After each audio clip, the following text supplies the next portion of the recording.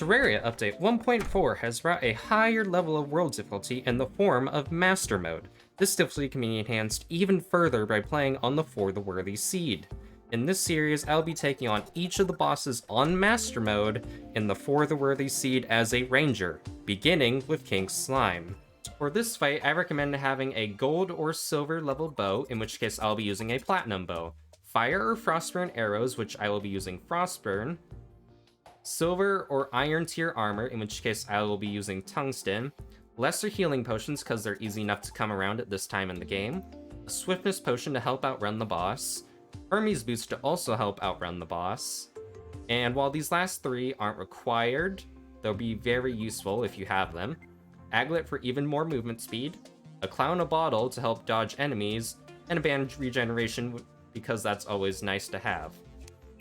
Also, in this case, I will also be having 200 health instead of the base 100, mainly because the boss hits like an absolute truck, and you'll see that during the fight.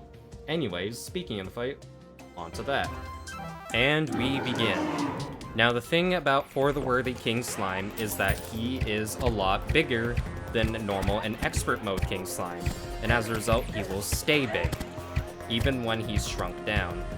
So that means you're gonna have a bigger King Slime charging at you. And we're about to see why I wanted that extra health.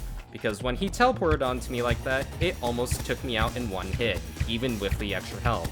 So if I had just 100 health, I would have been down in one hit.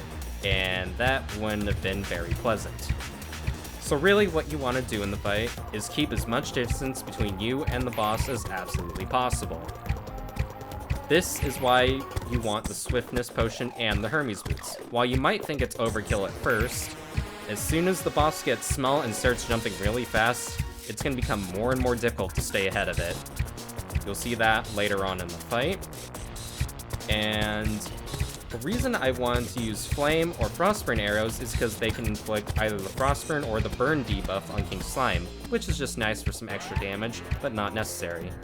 As you can see, my platform wasn't long enough, so you just have to time your dash. Well, not really a dash, you just have to time your run so that you can go under King Slime as he jumps, to hopefully avoid any unnecessary damage. And basically, you're just going to be running back and forth on your platform until the King Slime dies. Really, there isn't too much else to this fight. Just keep firing your bow in the King Slime's general direction, and you'll do damage to it. If you want to stop and wait for it to get back on screen, you can, but as soon as it's back on screen, you're going to want to resume movement once again, or else he's just going to teleport on top of you and almost one-shot you. Also be wary of any enemies that are on your platform, because they can do a lot of damage to you, and perhaps even knock you into the King Slime. This is why the cow in a bottle is a good idea, although I didn't use it properly, but it makes it easier to jump over any enemies that spawn on the platform, or any enemies that come off of the King Slime as you're shooting it.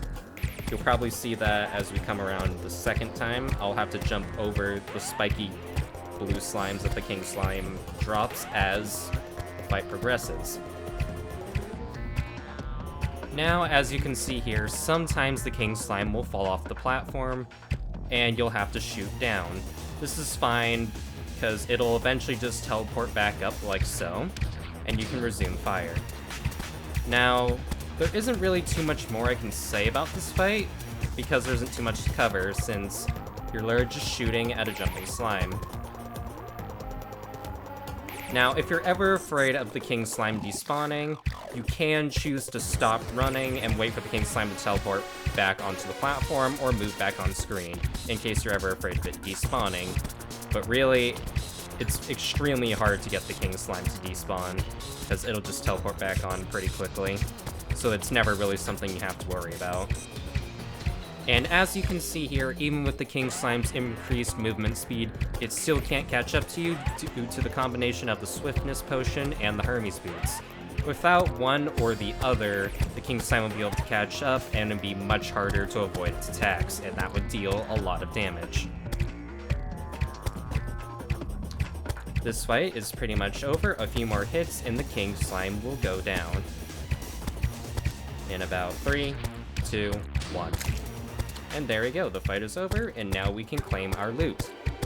And that right there was the master mode for the Worthy King Slime fight. Not too much different than the other fights, other than the obvious fact that the King Slime was a lot bigger, but that was that fight. Other fights in this mode will be a lot more tedious. Well, not really tedious, but at least a lot different. And as we claim our trophy and treasure, please consider leaving a like and subscribing. I would greatly appreciate it and it would give me motivation to continue this series. Of course, I'm going to continue the series either way, because I do enjoy playing this game. And like that, see you guys next time.